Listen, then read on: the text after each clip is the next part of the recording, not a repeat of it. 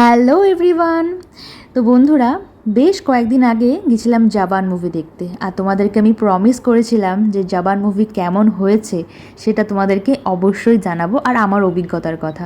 কিন্তু যেহেতু এর আগে পাঠান মুভি যখন রিলিজ করেছিল আমি দেখে আমার একদমই ভালো লাগেনি, কারণ অ্যাকশন মুভি আমি খুব একটা পছন্দ করি না। তো আমি বলবো যারা এখনও দেখোনি জাবান মুভি দেখে আসতে পারো, ভীষণ ভালো হয়েছে। ফার্স্ট টু লাস্ট আমি ভীষণ এনজয় করেছি।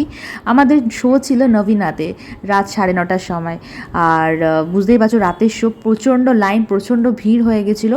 আমি তো ভাবতেই পারিনি যে এত লোকজন আসতে পারে নাইট শো দেখতে। তো সিনেমা হলে ঢুকে যাওয়ার পর আমি একটু ফটোশ্যুট করছিলাম, একটু সেলফি তুলছিলাম।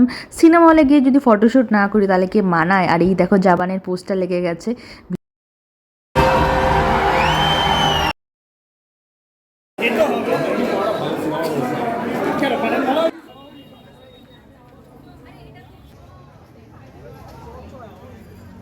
মুভি দেখে যখন বেরিয়েছি তখন ঘড়িতে বাজে 12:30, অনেকটাই রাত হয়ে গেছে। আর প্রচণ্ড পরিমাণে আমার খিদে পেয়ে গেছিলো, কি বলবো। ডিনার করতে হবে, তাই রেস্টুরেন্ট খুঁজছিলাম যে কোথায় গিয়ে খাবো।